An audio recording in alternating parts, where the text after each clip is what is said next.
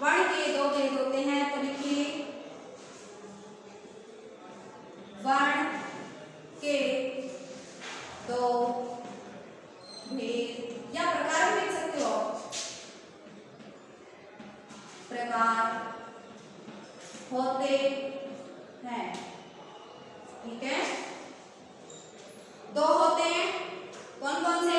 एक होता है स्वर और दूसरा होता है व्यंजन।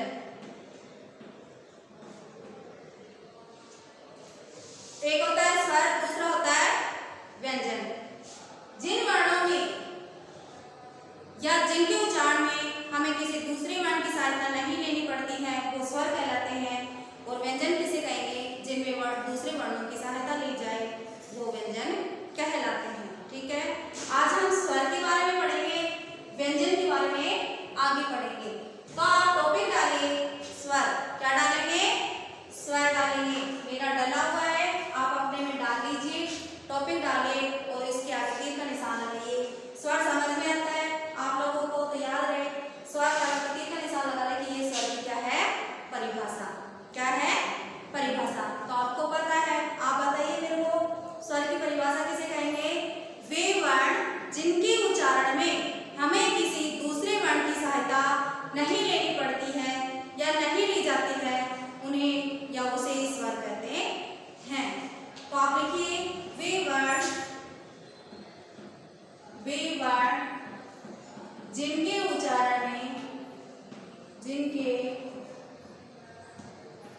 उच्चारण में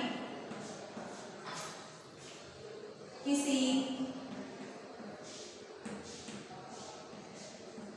साफ साफ लिखिए किसी दूसरे वर्ण की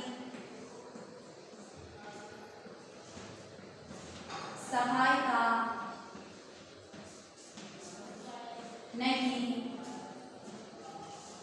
दूसरे वर्ण की सहायता नहीं ली जाती है, दूसरे वर्ण की सहायता नहीं ली जाती है, उसे स्वर कहते हैं। ठीक है, यानी हमें दूसरा वर्ण प्रयोग में नहीं लेते हैं या उसकी सहायता नहीं लेते हैं, बिना किसी सहायता के बोलते हैं, तो वो क्या कहलाते हैं? स्वर कहलाते हैं। हमारी हिंदी भाषा में स्वर कितने होते हैं? हमारी हिंदी भाषा में स्वर कितने होते हैं? तो आप लिखिए हिंदी भाषा में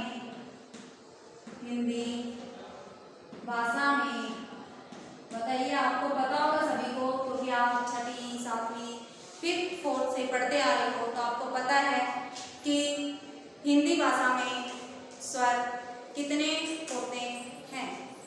तो हिंदी भाषा में कितने होते हैं? 11 स्वर।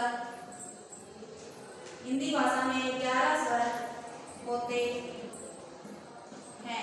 हिंदी भाषा में 11 स्वर होते हैं। अब 11 स्वर कौन कौन से होते हैं ये भी आपको पता है, क्योंकि आप स्वर और व्यंजन तो बहुत पहले से पढ़ते आ रहे हो।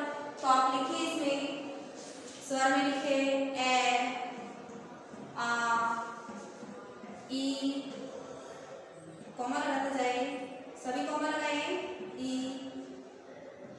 ऊ, बड़ा ऊ, री, ए, आई, ओ और आओ।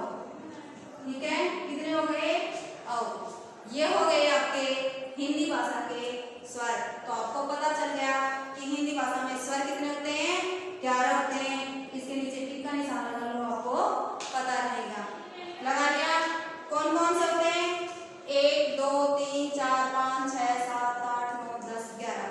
ए, आ, ई, ऊ, री, ए, आई, ओ, औ। यह हमारी हिंदी भाषा के स्वर होते हैं। अब स्वर जो है वर्ण, इसके भी क्या होते हैं? भेद होते हैं। तो हम इसके बारे में लिखेंगे। देखिए, आप उतारिए, एक लाइन छोड़िए, स्वर के भेद उतारिए, स्वर के भेद। समझ में आ रहा है सभी को?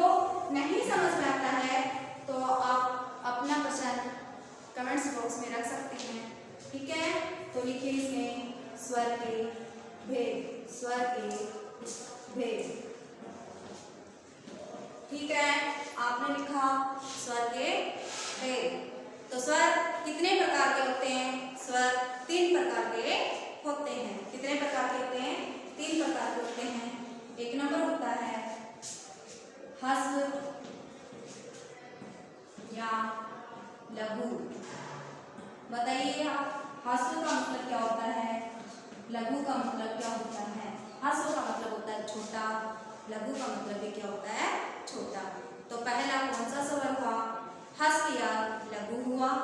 दूसरा लिखेंगे हम दीर्घ स्वर। क्या लिखेंगे? दीर्घ स्वर, दीर्घ स्वर। तो दीर्घ का मतलब क्या होता है? दीर्घ होता है बड़ा, यानी ह्रस्व स्वर से बड़ा होता है दीर्घ। ठीक है। तीसरा होता है पलुत स्वर। तीसरा क्या होता है? पलुत स्वर। ठीक है, यानी ह्रस्व स्वर और दीर्घ स्वर दोनों से बड़ा। ठीक है, समझ में आया? वर्ण किसे कहते हैं? वर्ण माला किसे कहते हैं?